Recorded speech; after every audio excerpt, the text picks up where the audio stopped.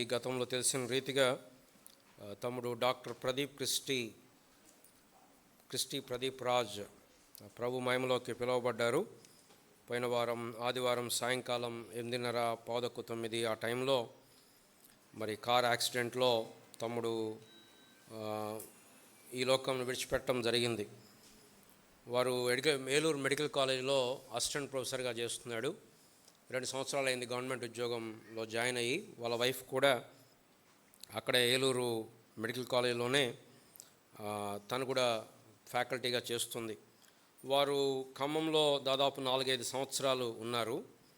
ఆ ఖమ్మంలో ఉన్నటువంటి కాలంలో మన సంఘంతో అసోసియేట్ అయ్యి వారు ఉంటూ వచ్చారు.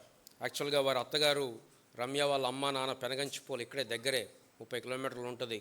అయినా కూడా వారు అక్కడికి వెళ్ళటం కంటే కూడా మన సంఘానికి రావటం మంచిది అని వారు మనం ప్రేమించి మనతో పాటు దాదాపు 4 సంవత్సరాలు దేవుని యొక్క సేవలో మనతో పాటు కొనసాగుతూ వచ్చారు. దేవుని యొక్క పరిచర్యలో, వాక్యం అందించే పరిచర్యలో కూడా తమ్ముడు ఎంతో చురుగ్గా పాల్గొంటూ వచ్చాడు. మంచి గిఫ్టెడ్ టీచర్.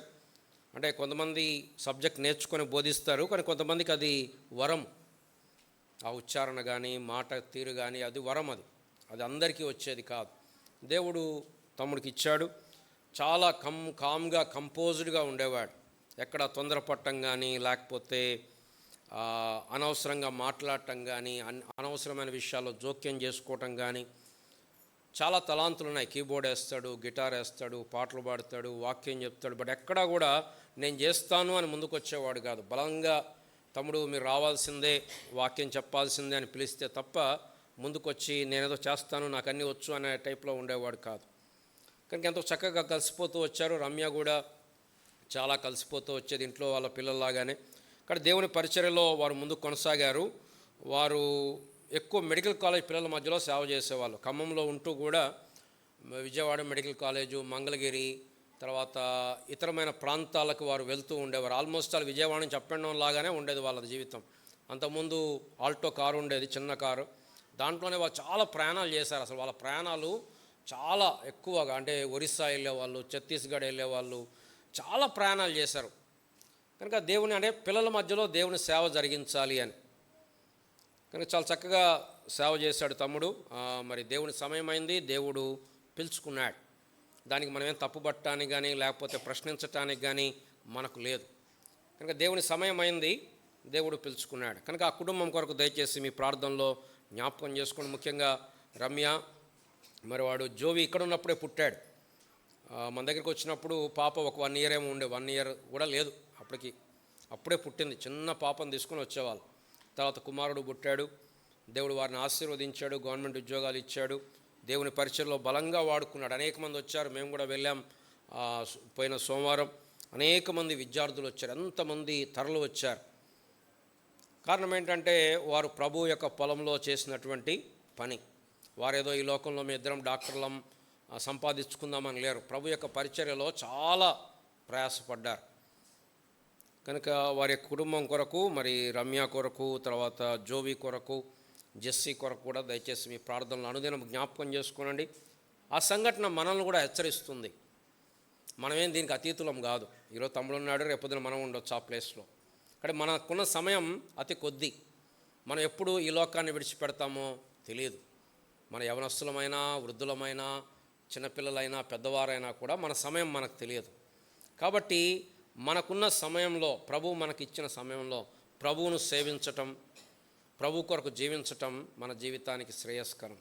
మన జీవితాన్ని అలా కాకుండా మనం ఈ లోకము కొరకు జీవిస్తే సర్వలోకమును సంపాదించుకొని తన ఆత్మను కోల్పోయిన వానికేమీ లాభం. కనుక మన జీవితాన్ని ఈ లోకము కొరకు, దాని కొరకు జీవిస్తే దానికి సార్థకత లేదు. కనుక దయచేసి ఆ కుటుంబం గురించి భారముగా ప్రార్థించండి. మరి రమ్య మళ్ళీ మోస్ట్లీ రేపు జాయిన్ అవుతా అన్నది మళ్ళీ డ్యూటీలో.